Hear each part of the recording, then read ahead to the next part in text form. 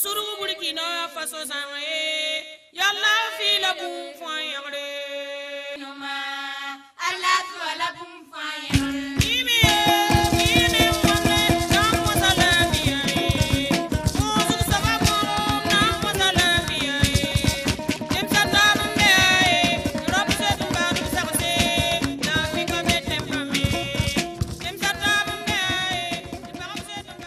Son Excellence, Monseigneur Jean-Baptiste Nakama, et de son nom de plume, qui est Toubo Danamba, est une personnalité pluridisciplinaire.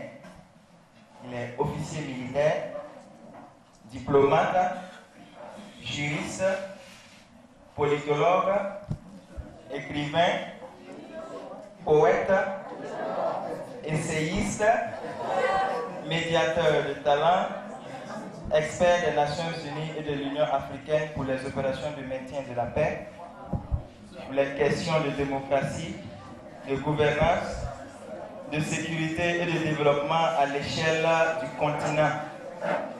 Universitaire intervenant en qualité d'enseignant visiteur au compte des Nations Unies et de l'Union africaine dans de nombreuses écoles de prestige sur le continent, l'homme dispose d'un impressionnant éventail d'expériences. Sur le plan militaire, le colonel Jean-Baptiste Natama est reconnu comme étant un officier valeureux. En témoigne sa vaillante participation à la guerre de Noël de 1985 entre le Mali et le Burkina. Sa bravoure et ses hauts faits de guerre lui ont valu d'être élevé à titre exceptionnel dès l'âge de 21 ans par le président Thomas Sankara au rang de flambeau d'or de la Révolution, ce qui équivaut de nos jours au commandeur de l'ordre national. À 21 ans, s'il vous plaît.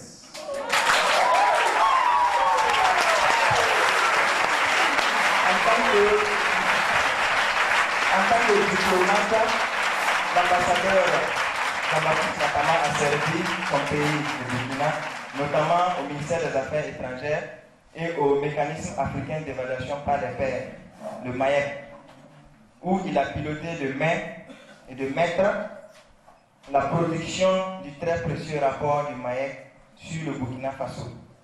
Sur le plan international, avec l'avantage d'être un parfait polyglotte qui manie une dizaine de langues, il a consacré et consacre encore sa vie au service de l'Afrique, notamment au Burundi, en République démocratique du Congo, au Rwanda, au Soudan, au compte de l'ONU et de l'Union africaine. On comprend alors aisément pourquoi il est l'une des personnalités africaines les plus engagées sur les chantiers de la Renaissance africaine qu'il porte comme un combat quotidien. Écrivain, poète, essayiste, Toubo Danama a à son actif plusieurs publications, dont Tourbillon et Paroles bleues, un recueil de poèmes publié en 2004. Ensuite, Les droits de l'homme et le mécanisme africain d'évaluation par les pairs, publié en 2009. Et dernièrement, le Manifeste pour une jeunesse responsable, publié en 2013. Ainsi que de nombreuses publications dans les revues et magazines spécialisés. Panafricaniste, humaniste, son Excellence, Monsieur l'ambassadeur Jean-Baptiste Natama est depuis le 15 octobre 2012 le directeur de cabinet de la présidente de la Commission de l'Union africaine. Et son poste fait de lui, à moins de 50 ans, l'un des Africains les plus influents du continent et les plus avisés sur les questions internationales. Parlant du CV de formation, à titre d'information, parce qu'on ne peut pas tout donner, M. Jean-Baptiste Natama est doctorant en administration de la paix. Il a un DEA en droit public, un DSS en études stratégiques et diplomatie, une licence en philosophie, un diplôme militaire de chef de section, un certificat du Centre américain d'études stratégiques sur l'Afrique, un certificat de l'Institut des hautes études de défense nationale en France, certificat de l'Institut des Nations Unies pour la formation et la recherche. Les autres sont en anglais. Les distinctions honorifiques de son Excellence M. Jean-Baptiste Natama, la médaille d'or du flambeau de la Révolution, la médaille d'honneur militaire burkinabé, médaille commémorative burkinabé avec Agraf Burundi, médaille de mérite de l'Organisation de l'Union africaine, ambassadeur de la paix de la Fédération pour la paix universelle. Je vous remercie.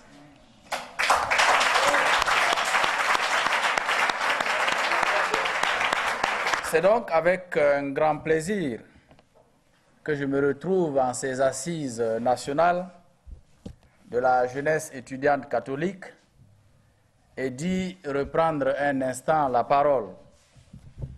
C'est un grand plaisir atténué d'un peu de mélancolie, car lorsqu'on revient à de longs intervalles, on mesure tout d'un coup, en ce qui me concerne, ce que l'ensemble ou l'insensible éloignement des jours a ôté de nous pour le donner au passé. Le temps nous soustrait à nous-mêmes, je dirais, pas à pas, et soudain, c'est une grosse partie de notre vie que nous voyons loin de nous, derrière. Le long rosaire des minutes emportant chacune un grain de notre vie, chemine silencieusement, comme une longue colonne de fourmis, et un beau soir, on se rend compte que le grenier est vide. En effet, il y a plusieurs années de cela, c'est moi-même et des camarades membres de la GEC qui venions écouter des aînés, à nous, comme vous venez aujourd'hui m'accorder votre attention. Et pour l'occasion, vous avez choisi d'être attentif aux éclats de la beauté morale, puisque, comme nous le verrons, la problématique des valeurs y est intrinsèquement liée. Soyez remerciés pour ce privilège que vous m'offrez de parler avec vous de cet important sujet, car c'est par la morale que se révèle inéluctablement la vocation de grandeur de l'humanité et des nations dans toutes leurs dimensions. Donc, répondre à la question des valeurs à promouvoir en Afrique implique d'abord de rappeler le contexte géopolitique mondial afin de bien dessiner la configuration de l'Afrique dont il est question. Il faut rappeler que depuis la fin de la guerre froide, qui a marqué l'émergence et le règne de la pensée unique occidentaliste et qui a concomitamment coïncidé avec l'avènement de la multipolarité consacrant la montée en puissance des régions jusque-là considérées comme périphériques, l'Afrique s'est retrouvée de manière encore plus accentuée qu'il ne l'a jamais été, au cœur de calculs géopolitiques et géostratégiques des autres nations, essentiellement en quête de matières premières.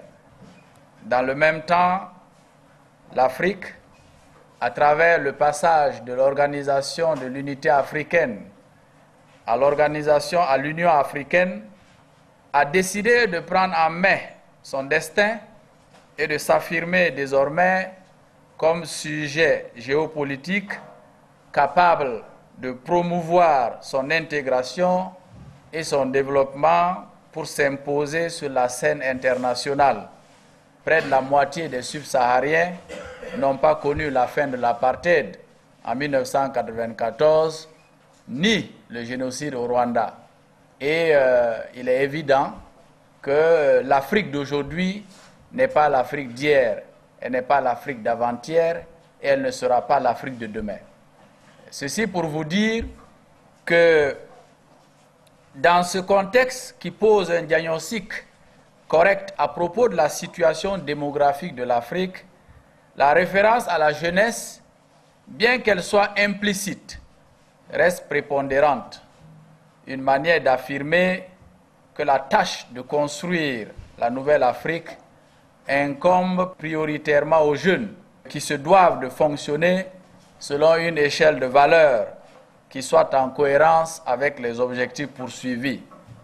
Il existe donc une conviction désormais établie que sans une appropriation de ces objectifs par la jeunesse et la participation de celle-ci à leur réalisation, ils resteront de vains mots. Pourquoi? Parce que dans la plupart des pays africains aujourd'hui, 60 à 70% de la population est jeune. De telle sorte que j'ai tendance à dire que la jeunesse, ce n'est pas l'avenir de l'Afrique, mais c'est le présent de l'Afrique.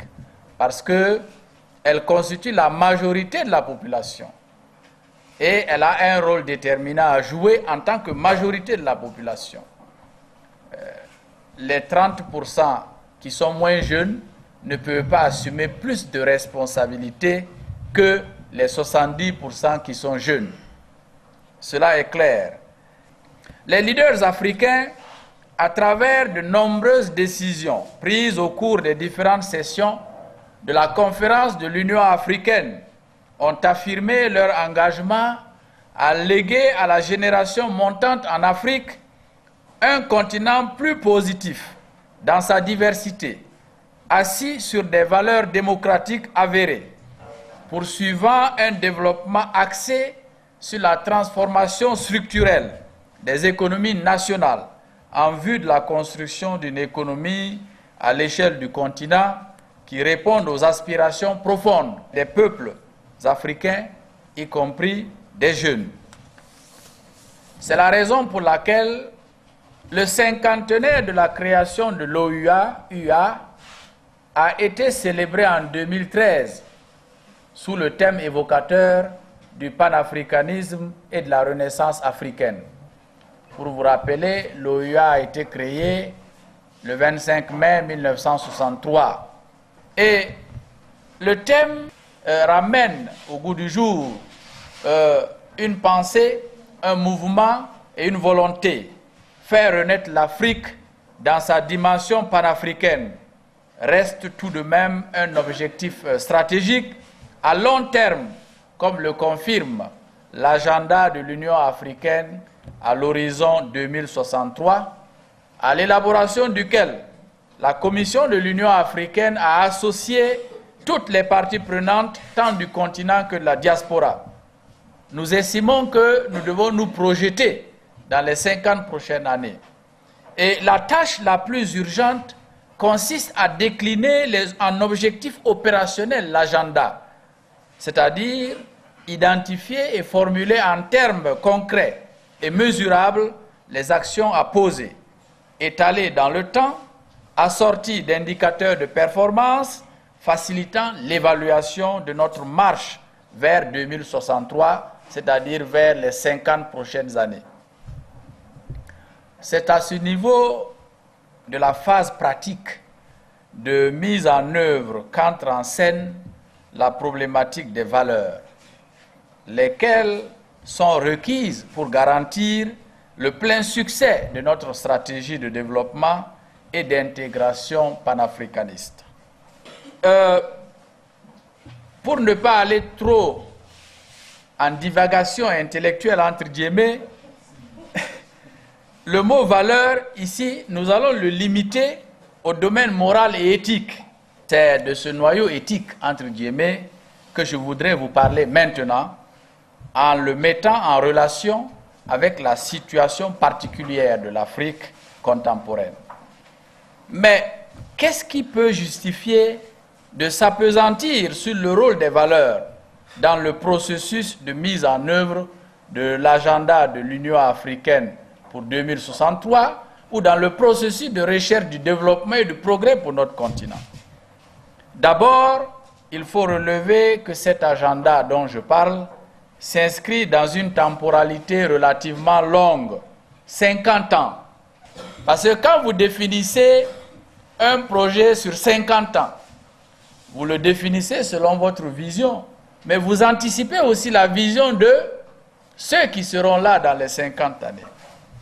Au même titre, il va sans dire que s'agissant de sa traduction en actes concrets, au niveau des différents États membres de l'Union africaine et de l'ensemble du continent, la jeunesse a la lourde tâche de s'impliquer et de se préparer à prendre le relais de la génération actuelle pour mener à son terme le processus de transformation structurelle de l'Afrique, pour en faire un espace captivant. Oui, les hommes qui ont confiance en l'homme savent cela. Ils sont préparés d'avance à ne voir qu'une réalisation incomplète de leur vaste idéal. Ça veut dire qu'on ne peut pas avoir une vie suffisamment longue pour achever tout ce que l'on entreprend. Quel que soit ce que l'on entreprend, il viendra un moment où on va partir laisser, d'autres vont poursuivre. Et vous devez comprendre ce à quoi je fais allusion aussi dans le contexte de notre pays. Donc, nous devons faire notre part de boulot et laisser les autres continuer. Ce n'est pas parce que nous ne pouvons pas tout achever que nous ne devons rien entreprendre. Bien au contraire, nous devons agir, nous devons entreprendre, mais en gardant à l'esprit que le témoin nous le passera à d'autres qui vont poursuivre le travail. Et pour que vous passiez le témoin à d'autres, il faut les préparer, il faut les associer à vos idées, il faut les associer à votre pensée. C'est de cette manière que vous allez les préparer à accepter, à assumer vos responsabilités ou celles que vous laissez pour eux. Parce que si vous ne les préparez pas, ils ne comprendront pas pourquoi vous aviez pris telle ou telle initiative.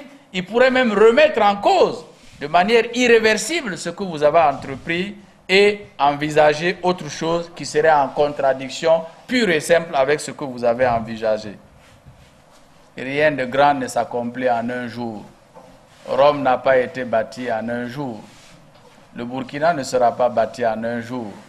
L'Afrique ne sera pas bâtie en un jour. Même Dieu, quand il créait la terre, ne l'a pas créée en un jour. Tout cela doit justifier l'invincible espoir.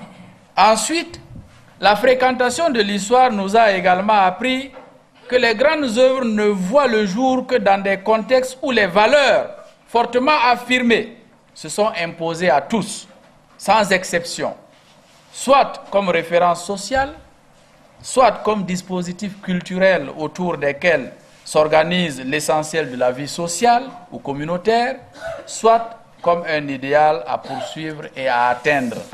Nous avons été victimes de l'esclavage à cause de l'appétit des autres pour nos ressources. Et si nous ne sommes pas vigilants et suffisamment organisés, ces mêmes autres qui donnent d'autres images aujourd'hui, d'eux-mêmes, viendront encore pour nous piller avec beaucoup plus de violence, parce que le monde a évolué. Enfin, il ne faut pas se voiler la face en tant qu'Africain, plus qu'il ne se justifie par des facteurs exogènes au continent. L'Afrique est aussi et surtout victime, et il faut le reconnaître, des mentalités et du comportement des Africains, qui sont complètement en déphasage avec ce qui devrait constituer leurs ambitions. Des mentalités dans lesquelles s'engluent les dirigeants eux-mêmes, incapables de produire une vision que l'on est en droit d'espérer de tout leader, à temps et à contre-temps, en opposant à la réussite sociale individuelle éphémère, fondée sur les antivaleurs qui contribuent à la dégradation du bien-être collectif, la construction d'une nation, d'un continent capable de résister à toute forme de déstabilisation, parce que bien enraciné dans des valeurs solides dont la mise en œuvre profite à toutes et tous, et non plus seulement à quelques-uns, à une minorité. Comme disent les évangiles, il faut éviter de construire sur les sables mouvants, car le premier souffle de vent emportera la maison de cet insensé qui n'a pas compris que la seule construction qui vaille la peine est de bâtir sur le roc. Cet idéal, porté par le panafricanisme, doit être adopté par les jeunes africains de toute pensée et de tout leur cœur. Dans la marche de l'Afrique vers la réalisation de l'agenda 2063, le roc dont je vous parlais en référence à l'Évangile, dans l'idéal panafricaniste renaissant, ce sont les valeurs morales qui d'une part serviront de glissière, de sécurité, nous mettant à l'abri de tout dérapage, et d'autre part de sources d'énergie, nous communiquant les leviers à actionner pour rester dans la trajectoire et atteindre les résultats envisagés. En effet, pour construire cette unité de l'Afrique, il faut accepter d'affronter l'ensemble des forces centrifuges, tant internes qu'externes, qui, au nom d'intérêts particuliers, protègent et défendent le statu quo en cherchant à enrayer toute approche privilégiant une véritable unité du continent. Il faut également, au niveau individuel, irréversiblement venir à bout de toutes les formes d'aveuglement qui privilégient la quête de l'intérêt personnel. Et il faut résolument s'inscrire dans la dynamique des valeurs cardinales, c'est-à-dire retourner à ce que nous avons appelé le noyau éthique de l'humanité, qui sont la foi, l'amour et le service de la patrie, le courage et la persévérance, l'intégrité et le sens de l'honneur, l'humilité et la tolérance, la justice et la vérité, l'ordre et la rigueur, l'amour du travail et le sens de l'effort. Toutes ces valeurs, je les résume d'un seul mot, la vertu. Voilà le socle de valeurs dont je voudrais parler avec vous en montrant sur la base d'éléments autobiographiques comment le respect de ces différentes valeurs ont marqué ma vie dans toutes ces différentes composantes et m'ont permis de plier sans jamais rompre. Et c'est dans ce sens que j'ai écrit ce manifeste, manifeste pour une jeunesse responsable, dans lequel je décris l'ensemble de ces valeurs. Prenons la foi. La foi permet de donner à la vie d'un individu un sens. Quel que soit ce en quoi vous avez foi, cultivez cette foi, parce que c'est cette foi qui va vous permettre de vous accrocher à quelque chose sur cette terre et à vouloir réaliser quelque chose pour vous et pour la postérité. Ayez foi en un idéal, ayez foi en Dieu pour ceux qui croient. Mais il faut cette foi. Deuxièmement, l'amour et le service de la patrie. Imaginez-vous que vous êtes un individu, mais un individu qui appartient à une communauté. Et cet individu doit sa survie et sa sécurité à la communauté dans laquelle il vit. Si vous êtes pris individuellement comme ça, vous ne pouvez pas pourvoir et subvenir à vos besoins, à tous vos besoins en tant qu'individu.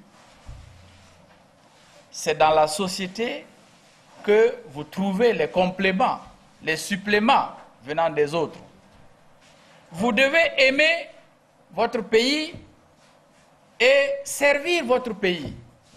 C'est très important de prendre conscience du fait que nous appartenons à une patrie, à une nation, à laquelle nous devons tout et pour laquelle nous devons être prêts à tout, jusqu'au sacrifice ultime. Les pays qui ont réalisé des grandes choses, des pays qui se sont fait respecter, des pays qui se sont imposés, l'ont été parce qu'ils ont eu des patriotes. Si vous n'aimez pas votre pays, vous n'allez jamais vous battre pour votre pays. Si vous n'aimez pas votre pays, vous ne commettrez aucun sacrifice, vous ne consentirez aucun sacrifice pour votre pays. Et ne croyez pas que vous serez mieux traité ailleurs que chez vous. L'altruisme est le sens de la solidarité. Nous avons souvent vu dans notre pays et ailleurs des gens qui n'aiment pas leur prochain. Des gens qui se réjouissent quand les autres sont dans des difficultés Comprenez que la difficulté d'un est la difficulté de tous. Il faut aimer son prochain. Il faut accepter de servir son prochain. Il faut travailler à vaincre l'esprit égoïste, l'esprit individualiste pour promouvoir la solidarité et l'amour du prochain. Le courage et la persévérance. Si vous n'êtes pas courageux, il n'y a rien de grand que vous allez entreprendre. Et au moindre obstacle, vous allez baisser les bras. Vous allez abandonner. Il vous faut être courageux pour transcender les difficultés. Et la persévérance vous est nécessaire parce que c'est cette persévérance qui fait que vous persistez pour réaliser ce que vous avez envie de réaliser. Donc le courage et la persévérance sont des facteurs importants dans la vie d'un individu. L'Afrique est le continent le plus riche au monde par ses potentialités. Ses potentialités humaines, dans un premier temps, parce que nous sommes plus d'1 milliard aujourd'hui, sur une population mondiale de 6 milliards d'habitants.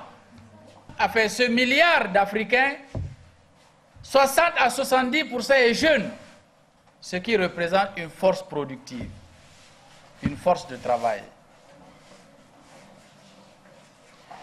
Ce milliard, dont 60 à 70% est jeune, représente 25% de la population jeune du monde. Et les statistiques indiquent que d'ici 2040-2050, l'Afrique va doubler sa population. Et elle va détenir 50% de la population jeune du monde. C'est-à-dire 50% de la force de travail du monde sera en Afrique. Vers la fin du siècle, du XXIe siècle, la population du monde sera de l'ordre de 9 milliards et l'Afrique aura 3 milliards de ces 9 milliards. Ça veut dire que l'Afrique détiendra 1/3 de la population mondiale.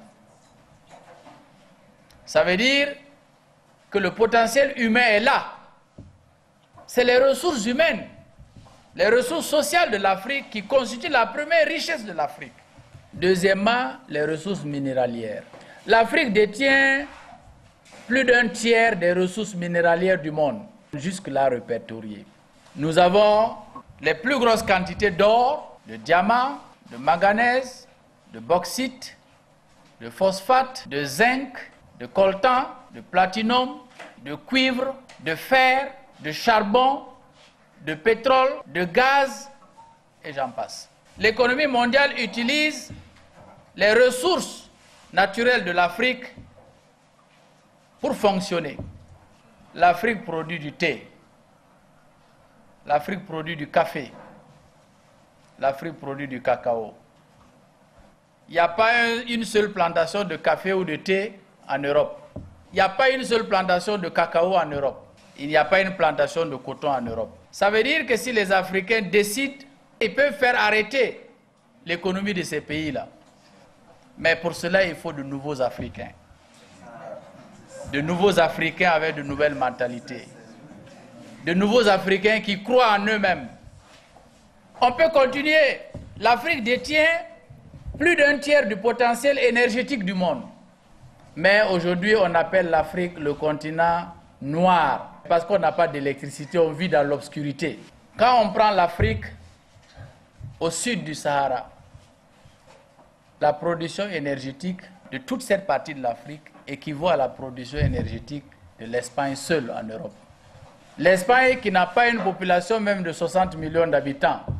Et nous, avec 1 milliard, on produit la même quantité d'électricité que cette Espagne-là. Quand nous prenons la même Afrique au sud du Sahara et qu'on enlève l'Afrique du Sud, la production d'électricité équivaut à la production d'électricité de la ville de New York seulement aux États-Unis. Il y a du travail. Et ça m'amène à parler de la prochaine valeur, à savoir l'intégrité et le sens de l'honneur. Il faut apprendre à être intègre et avoir le sens de l'honneur. Le sens de l'honneur fait que nous sommes capables de nous assumer nous-mêmes.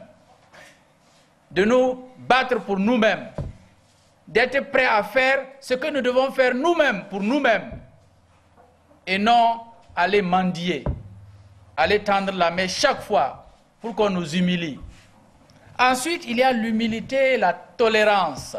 L'humilité et la tolérance sont importantes parce que dans une société qui doit se construire, nous avons besoin de la contribution de tout le monde. Si vous êtes humble, vous acceptez que l'autre peut avoir une idée complémentaire à la vôtre. Si vous êtes humble, vous comprenez que seul vous ne pouvez rien réaliser, mais qu'il faut les autres avec vous pour que vous puissiez réaliser ce que vous avez envie de réaliser. C'est l'humilité qui vous prépare aussi à être tolérant, à admettre que vous ne détenez pas seul la vérité, mais que les autres aussi ont leur part de vérité. Et c'est l'humilité et la tolérance qui permettent qu'on puisse se contredire sans jamais se bagarrer. Ensuite, la justice et la vérité. Une société où il n'y a pas de justice ne peut pas survivre. Parce que c'est la recherche de la justice qui offre la sécurité à l'individu dans la société. Et pour que la justice règne, il faut que règne la vérité. Il ne peut pas avoir de justice là où le mensonge règne. La justice, elle existe là où il y a la lumière, pas dans l'obscurité. Mais il y a aussi une autre valeur, l'ordre et la rigueur. Nous sommes une société qui a des règles. Une société qui offre à ses membres des droits, mais qui exige aussi de ses membres qu'ils accomplissent leur part de devoir. Dans la ville, il y a des feux tricolores. On a mis les feux pour être respectés. Mais vous voyez des gens qui viennent, qui brûlent. Tu brûles parce que tu es indiscipliné. Mais tu prends des risques pour ta propre vie. Tous ces comportements ont un impact sur nous, mais sur les autres aussi. Parce que vous pouvez brûler, aller cogner quelqu'un d'autre. C'est comme ça qu'on crée le désordre dans une société. Et une société désordonnée ne peut pas prospérer. Une société désordonnée ne peut rien réaliser de grand. L'ordre et la rigueur sont des choses importantes dans une société. La liberté qu'on vous donne, l'ordre n'est pas opposé à la liberté, la rigueur n'est pas opposée à la liberté. La liberté est la forme supérieure de la responsabilité. C'est-à-dire qu'on vous donne une responsabilité quand on dit que vous êtes libre. Vous pouvez dire, mais ma liberté, je vais l'utiliser pour aller tuer quelqu'un. Non. Donc la liberté s'exerce dans un ordre bien établi. C'est important qu'on comprenne cela. L'amour du travail est le sens de l'effort. Il faut aimer le travail. Il faut accepter, faire des efforts, consentir des efforts. Tout de suite, nous avons convenu que personne ne viendra construire l'Afrique à la place des Africains. Les tâches qu'il y a à accomplir en Afrique sont très nombreuses et exigent de chacun de nous une contribution sans répit. C'est la seule façon pour nous de réaliser ce que nous voulons pour nous-mêmes et c'est la seule façon pour nous de léguer à ceux qui viendront après le progrès, le développement et non la misère et la pauvreté. Vous voyez, pendant la Révolution, on a réalisé le chemin de fer Ouagadougou-Kaya en un an. C'était nous les Burkinabés qui partions faire cela. Les week-ends, on partait travailler sur le chantier. C'est pour nous qu'on le faisait. Si on avait continué, peut-être que le Burkina serait couvert de rails partout. En un an, on a fait 105 km de rails. Le monde que tu souhaites pour les autres, tu commences à le vivre toi-même, à le montrer. Et l'ensemble de ces valeurs dont je vous ai parlé ne demande rien d'autre que de vivre dans une certaine vertu. Certes, il n'y aura pas de perfection, mais la vertu est fondamentale. Une société où il n'y a pas de morale est une société qui n'a pas d'avenir. Une société sans valeur est une société qui n'a pas d'avenir. Ceci étant, au terme de cet exposé, mon vœu le plus ardent est que notre jeunesse prenne conscience que l'Afrique doit conquérir sa place dans ce monde, à la fois multipolaire et marqué par une vive compétition pour la quête du progrès et de la puissance. Bref, si elle veut être reconnue comme telle, il faut bien que sa jeunesse se prépare à la lutte. Je sais de quoi je parle. À l'Union africaine, une fois, quand nous sommes arrivés, nous avons constaté que nos réunions n'étaient plus tellement nos réunions à nous, que les partenaires envahissaient nos réunions et faisaient passer leur point de vue. Nous avons décidé que les partenaires ne participeront plus à nos réunions. Quand nous avons décidé cela, ils ont envoyé une délégation pour dire qu'ils veulent voir la présidente. Je leur ai dit, vous voulez voir la présidente, pourquoi? Moi, je suis là, vous pouvez me voir. Ils disent, non, nous voulons voir là. J'ai dit, mais vous ne verrez pas la présidente si vous ne me dites pas pourquoi vous voulez la voir. Ils finissent par me dire, oui, pourquoi vous nous empêchez de participer à vos réunions? J'ai dit, mais parce que nos réunions sont nos réunions à nous Africains, pas à vous. Quand vous tenez vos réunions de l'Union européenne, est-ce que vous nous autorisez à participer?